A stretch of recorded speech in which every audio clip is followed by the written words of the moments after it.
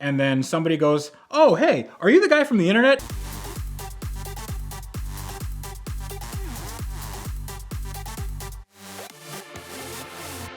I wasn't known in the car industry for a very long time. And I still don't know why some people look to me as someone in the car industry, but I'm very humble that that's a thing. However, I am not an extroverted person. I am very introverted. When I go and make videos in my garage, it's usually just me in my garage and my camera. And what's weird is that camera is now attached to millions of people. Now, that's not real for me. It's like just numbers when you put it out onto a YouTube video. However, when you go to a show, those numbers become real and you can see the real impact that you have with people. My first experience with that, with really clashing with that notion, was at SEMA this year. Now, it's my first time going to SEMA, and SEMA is a huge trade show for the aftermarket car community, car culture, just the car industry in general. And it's not open to the public, but it might as well be because everybody in the car industry is there. So every single person going there most likely has seen a video of mine in some respect. So I debuted my Lamborghini Murcielago, my Fate of the Furious restored car there in the Rag Company booth. And I didn't know what to expect. So I decided, okay, I'm gonna have like a meet and greet and see what fans think. And maybe some people show up, maybe they don't, maybe I take some pictures or something. It'll be cool. And that turned into one of the most memorable and one of the most exciting and also one of the most anxiety-inducing experiences of my life. Just because I wasn't ready for it. Now, I will preface this with saying I am extremely grateful for every single person that ever watches any of my videos. I don't know why people do it. I'm just glad that they do. It's great. It allows me a living, and I'm gonna ride this thing till the wheels fall off. However, people sometimes don't know that like what's on the screen is just a guy. Every single YouTuber that goes in front of a camera, that's just a person. It's a person like everybody else, and they have their fears and they have their wants and they have their needs. Some people have a little bit of a disconnect between the presenter and the audience. I try not to have that because I tend to think that everybody watching is just a degree of a person like me. They want to love a car. They like some aspects of a car. They want to know more about their car, or they want to live vicariously through my failures or wins or what have you. So when I went to SEMA, I met a huge cross section of my fans and people who just like the car and just people in general. So I had this meet and greet, and it's supposed to be about an hour. What happens in these meet and greets is I stand by my car and then somebody goes, "Oh, hey, are you the guy from the internet?" And I go, "Yeah, I am the guy from the internet. Is that your car?" "Yeah, it's my car. Wow, it's really nice." "Okay, cool. Thanks a lot. You want to take a picture?" "Yeah, let's take a picture." "Okay, cool. Can you sign my thing?" "Okay." And you shake your hands and that's it. But that goes on for more than that hour. So within that hour, it's great. Within the second hour, it was great. The third hour, it was great.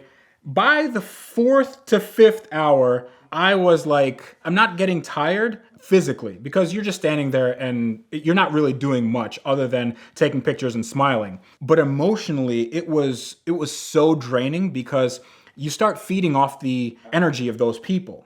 And you really want to make them happy because the first time that they see you, that's their first interaction with you.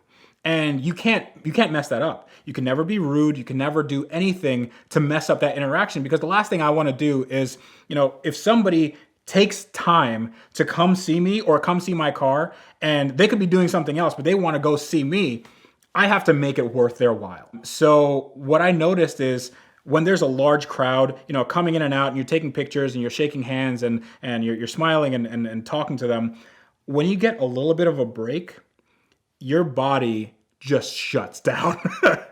It is so you are like, "Oh, I am tired. Like I am on fumes right now." But the problem that occurs with then is that you can no longer leave because you're surrounded by other car people. So anywhere you go, you're going to get people that say, hey, are you the guy? And they start talking about their projects, or they ask you about yours, and you have to, you have these canned responses because you've been answering the same like 5 questions for the last 4 hours. So one of the things I was also nervous about was the fact that I had this car that was the most valuable thing I had ever owned, well, outright. My house probably is more than that car, but not if you value it in a certain way. But that car is the most money I've ever had in a car. And now it was going to be this centerpiece for thousands of people to rub up on, or, they could damage it, or worse, they can just say, I don't like it. So I was really concerned about that. But honestly, it was a huge ordeal to get the car from Florida to Las Vegas and then drive it to the convention center and then have it parked in a certain way, because you have to get there before everybody gets there. And Lamborghinis don't really have the best turning radius, so you have to do like this 19-point turn to get into the booth. As soon as it was in the booth, I really didn't care all that much, because whatever happened was going to happen. I can't move the car. I can't turn the car on. That's it. That's all I can do. Now, we didn't allow any people to sit in the car, just because that would be, if one person sits in the car, then 1,000 people have to sit in the car. I didn't want that. The interior is too nice. But we did have the windows rolled down so they can see everything. And what I noticed is that people started respecting the car, which was unheard of in any. If you go to Cars and Coffee, you have like kids sitting on the car and people like leaning on it and stuff. And I'm not one of these guys that really cares about that kind of stuff, because if you take a car to a car show, just expect it to be, there'd be fingerprints on it. Just expect that. So I'm never going to be one of those guys that has a little, placard that says, do not touch, bro. I noticed that people, when they had their badges, they would lean down and they would protect their badges from scratching the car. They were very, very cautious of where they put their hands, just because it's this orange Lamborghini. It's extremely wide. It takes up a big space, and they're like, I don't want to scratch anything. This was the Rag Company booth, so it was a detailing brand. So you know that they had to keep their cars clean. And it was this weird thing, because I was expecting this car to get really, really damaged. And I don't think I saw a fingerprint once. It was crazy. So maybe it's just the fact that it was a bunch of car people doing all this, so they knew that the car garnered some sort of respect, or they knew that it was just an expensive car, or they just didn't want to do anything to an expensive car that they wouldn't want done to their car. But it was a very rewarding experience, and all the anxiety I had was immediately alleviated. One of the reasons why I took on this build was not because I thought it would build out the YouTube channel, which it did for the most part. I mean, I went from essentially 500,000 to 1 million in the span of less than a year. But it was a big challenge, because I had never done something on this scale before. Now, it wasn't something just done by me. I'm usually the one that does everything, but this had multiple shops, had an interior shop, body shop, ceramic shop. We had clarity coat put on it. We had the wheels redone, all this stuff.